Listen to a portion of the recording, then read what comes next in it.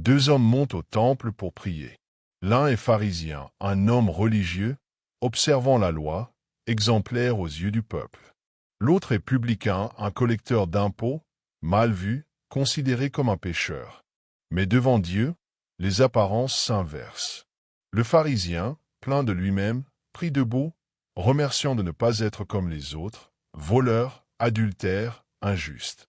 Tandis que le publicain, tout au fond du temple, n'ose même pas lever les yeux. Il se frappe la poitrine et dit « Mon Dieu, aie pitié de moi, qui suis pécheur. » Et Jésus conclut. Celui-ci redescendit chez lui justifié, plutôt que l'autre. Car quiconque s'élève sera abaissé, et quiconque s'abaisse sera élevé. Mais pourquoi Jésus nous raconte-t-il cette parabole? Parce qu'il veut nous enseigner quelque chose d'essentiel.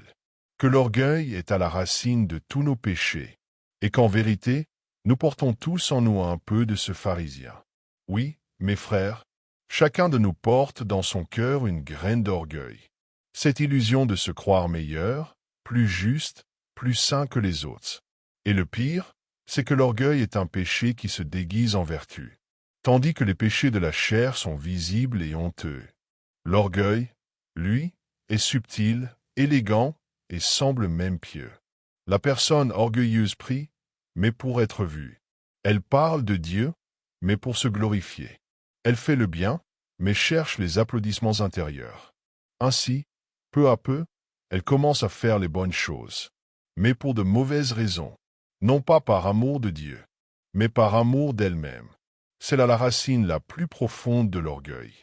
Se mettre à la place de Dieu, croire que sa propre vertu vient de ses mérites personnels, et non de la grâce divine.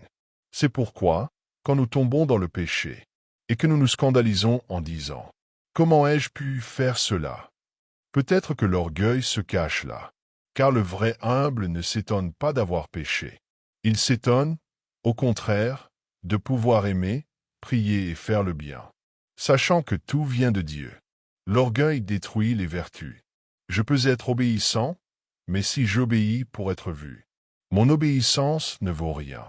Je peux être pieux, mais si je prie pour être admiré, ma prière est vide. Le démon le sait bien, et parfois, il encourage même des actes de piété, simplement pour gonfler notre vanité. Le vrai chemin spirituel est le chemin de l'humilité. Jésus, étant Dieu, s'est humilié, s'est vidé de lui-même, et a été obéissant jusqu'à la mort sur la croix. C'est pourquoi celui qui veut grandir spirituellement doit descendre. La croissance spirituelle se fait vers le bas. Plus nous nous abaissons devant Dieu, plus il nous élève. Mais il existe un type d'orgueil encore plus dangereux. L'orgueil de ceux qui sont dans la vérité. Ceux qui connaissent la doctrine juste, qui vivent la vraie foi catholique, mais qui regardent les autres avec mépris.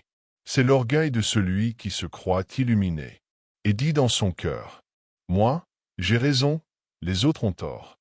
Le théologien Réginald Garrigou-Lagrange avertissait « Celui qui vit la vérité avec orgueil ne recevra jamais la contemplation de la vérité.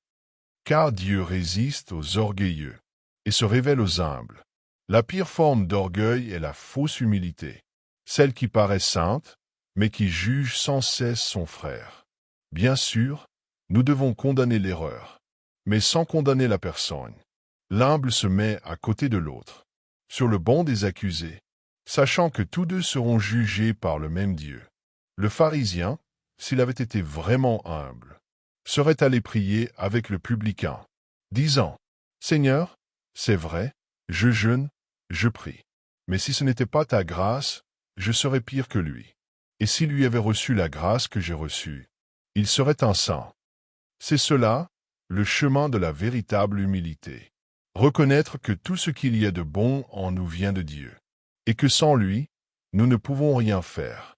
Que le Seigneur nous accorde alors la grâce de reconnaître notre orgueil et de prier comme le publicain.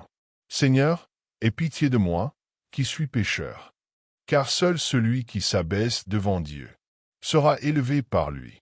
Que Dieu vous bénisse.